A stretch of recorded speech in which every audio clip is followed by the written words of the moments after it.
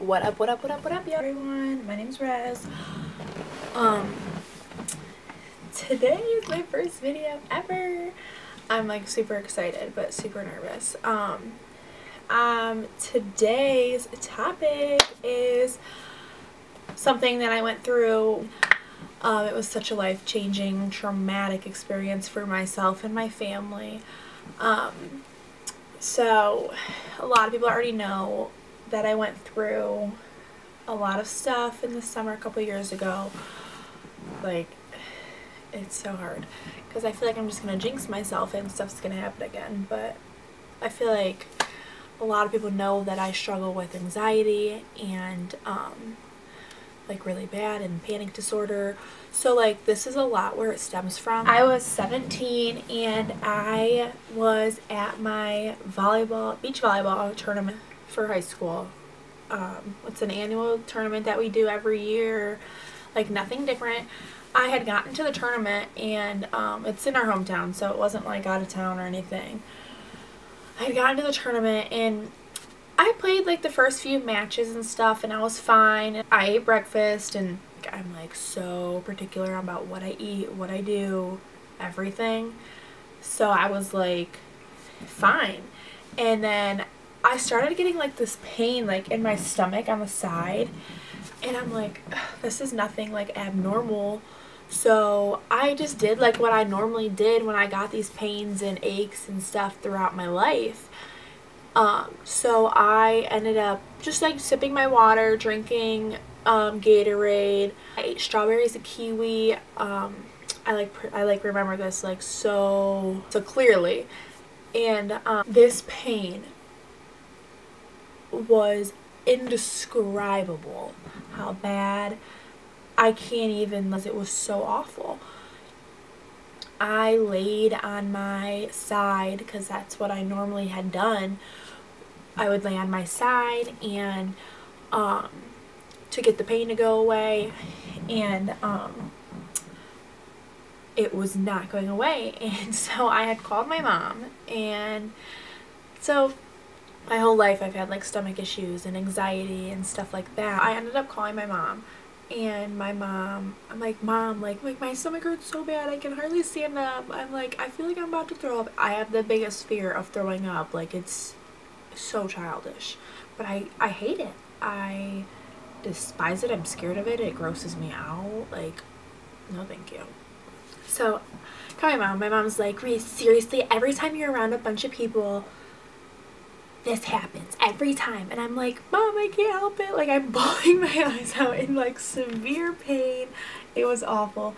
So I'm like, Coach, like I gotta go home. Like something's not right here. So I ended up going home. I get to my mom's house, which is like 10 minutes away from where I was, and my mom's not even home.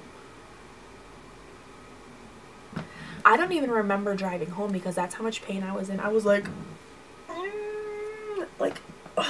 I can't even tell you guys. But I got home, I had laid on the couch. I got home around like 11 p.m. and I just laid on the couch, I got comfortable. I ended up taking naps and stuff. My pain was getting so unbearable that it was making me sick, and like I told you before, I have a fear of throwing up. So like that's a problem, and my mom wasn't with me. And so a couple hours had like gone by. My mom has come home, and I'm like, Mom, I'm gonna throw up, Mom, I'm gonna throw up. So like I go outside and I just like belch, and I literally just throw up like everything that I had eaten that morning, which was like nothing. My mom was like in the kitchen cooking chicken tacos, and I was on all fours sitting in front of the fan, like grunting and moaning and groaning. And my mom's like, okay, it's time to go to the emergency room or call an ambulance because something's not right. My mom's like, I'm gonna go get you guys. I couldn't even change myself because I couldn't even move because my stomach was just like cramping, and just felt like someone was taking a knife and just like rotating it throughout my whole intestines and stomach and uterus and like my whole body. It was just awful. I think I was like out of my own body because I was just so like out of it and in pain. So my mom like practically carries me to the car, and I get in the car and I'm like, Mom, I swear to God, if you move the car, I'm gonna throw up everywhere, so don't go yet. And she's like, do you want me to call the ambulance? And I'm like, no, like, I'm terrified of like the doctors, dentists, everything. I'm such a baby. So we actually like started driving to the doctor. Emergency room that we go to is like 15 minutes away. I think my mom made it there in like 8 minutes. We made it there, and I had gotten into the emergency room pretty quickly, which was nice because it was in the middle of the day. So they gave me my IV, and like, I'm terrified of needles, but I was just like, at this point I'm like, give me the medicine because I'm in so much pain right now. I was pissed. I literally laid there like this, turned my head. They poked me, gave me morphine. I'm like passed out. My mom and dad are with me. And they did a scan, and they had come back into the room and was explained like what a bowel obstruction was, like what they were gonna do for it. And so they were like, we're gonna give you an NG tube, which is this tube that goes down your nose, down your throat, into your stomach, and sucks up out all of this bile and like stuff that your stomach isn't digesting, that a normal person's stomach would normally digest. And I'm like so high out of my mind from this morphine. I was like, okay, like, let's do this. Like, I don't really care. And I like vaguely remember my mom like coming in and was like, sweetie, like, they're gonna put a tube down your nose, and it's gonna go through your throat, down to your stomach. And then if that works, then it's okay. But if it doesn't work, then we're gonna have to have surgery. And I'm like, surgery? And I like freaked out because like, I don't do that, okay? No. So I'm like, okay, Mom. I'm like, hold my hand. So my mom's like holding my hand this whole time. The nurse had come in and was like, okay, like, we're ready to do the NG tube. And I'm like, okay, like, I had no idea what the hell this thing was, okay? They're like telling me what to do, and they're like, okay, you're gonna put your head down, your mom's gonna hold the water, and you're gonna sip out of a straw while we feed it through your nose down into your stomach, okay, sweetie? And I'm like, okay. And I'm like, so they freeze it on ice and like really cold water to get it like stiff and firm so it doesn't like bend and come out your mouth, because I guess that's happened, which is disgusting. So they wanted to make sure it went all the way down, and in like, because it has to go to like a specific spot in your stomach.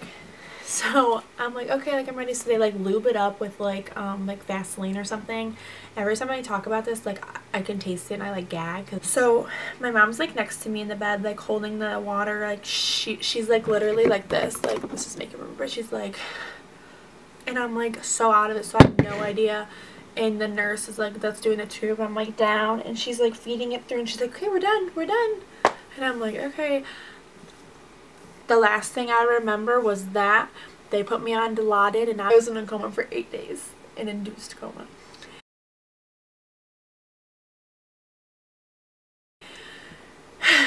So they actually transported me out to Rainbow Babies in Cleveland.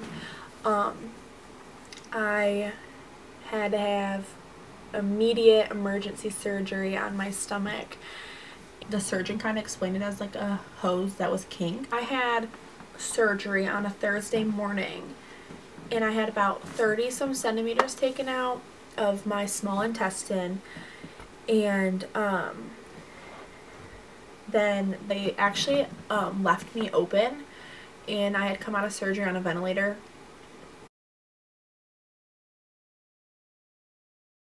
And my family has never had like any traumatic experiences at all. Like, we've never had like really any close deaths or like anything really bad happen, I guess. I don't want to say bad, because we've had like bad things happen, but like nothing like that with the kids, I guess, because I'm the youngest of 5, so that was kind of like scary for my parents to see like their youngest child have to go through that. And like, I can't even imagine. I just like feel so bad, family and parents, because like what they had to see me go through. Because I mean, when I went through it, like, I was like unaware the first like week, so I mean, I'm fine. But so I had I was in ICU for about 4 days, I think. 5 days. And so Thursday morning I had surgery. They left me open Friday, and then Saturday morning I had been taken back into the OR. They wanted to see if my intestines kind of like figured it out themselves, because I guess like part of my intestine was like dead, they said.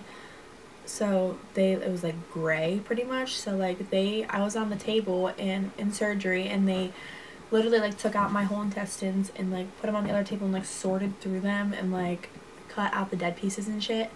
That Saturday I had like 20 more centimeters of my small intestine taken out, and the doctor had told my parents, they were like, yeah, she had this thing called Meckel's diverticulum, which is this out pouch on your small intestine, and then my small intestine wrapped around that, and then that caused a bowel obstruction, and that's why I was in so much pain. And I was born with this. Like, this is why I've had stomach issues my whole life. I got moved up to the normal floor. I was in the hospital for 16 days. But thankfully, like, my family was there to like support me, like be there by my side and like help me through this like really hard time. And I think it was like day 12, 13, around that time. The output of my like stuff that it was being drained was like clear in their perspective, which is like brown for us, but clear for them, so it's normal. And so they took out my NG tube, and like within an hour I was like white as a ghost, begging them to put it back in me, like put the tube back down my nose, because I was so nauseous.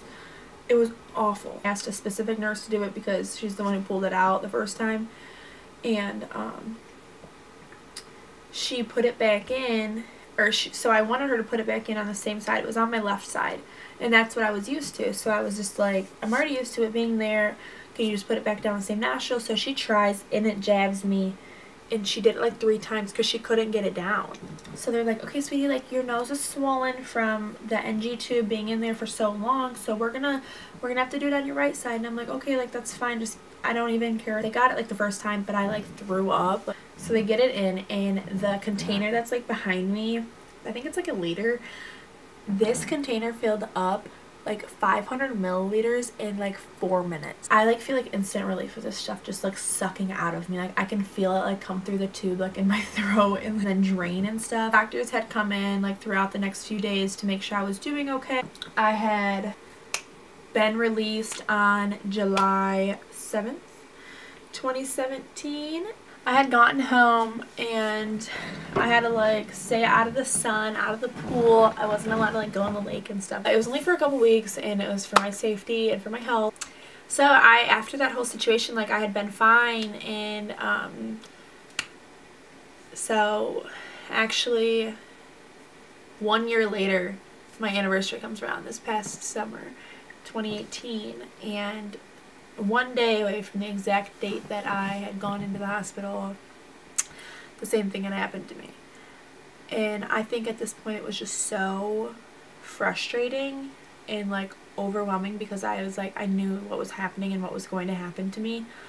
And the same whole situation happened. I had gone to my emergency room, and they transported me out to Rainbows, and it was just, I was there for 5 days. I got the tube, I had x-rays, I was so overwhelmed, I was so anxious, so depressed, it was awful. And then they had sent me home, and then I had gotten sick like 4 days later, because they sent me home too early, and I had different symptoms, so we were kind of like weirded out about it, because I had like backaches and stuff, but it was the same thing. But I didn't have to have surgery this time. The tube kind of took care of it, kind of just like give my gut a rest. It was very, very overwhelming time for my family and I. I'm just so thankful for my family and my friends, and especially the staff at Rainbows and my surgeon. He's awesome. I love him. And I think that's where like my anxiety stems from, because it's just such a traumatic experience that once you go through something that's like so hard on yourself that it's kind of like it's just, you're scared that it's gonna happen again. So I'm kind of like at the point where like I told myself, like when I first had gotten sick and I first had gotten home, I was like, I don't want to live my life in fear anymore. Like I want to like live my life. I want to do things I wouldn't normally had done before I'd gotten sick. I want to live my life to the fullest now. So it was nice to have everybody there in like one area showing their love for their loved one, you know, so it kind of brought together our family, I feel like. But it was very hard for me, and I'm still kind of getting used to like the whole situation. It's kind of just like overwhelming at times, and every little like stomach ache or stomach pain, cramp, whatever it is, I kind of just like, I'm like, Mom, like, I'm like, it's happening again. And she's like, no, it's not, like, we're fine, like, it's not gonna happen again. But like, it could happen again. It could happen right now. It could happen in 50 years. It could happen tomorrow. Like, you never know when it's gonna happen, which kind of sucks, and there's nothing to really prevent it. So we kind of just keep praying that it's never gonna happen again, and the surgeon took care of it all, so hopefully everything's taken care of. But that's my journey of my traumatic experience, and I hope you guys enjoyed. Thanks for watching.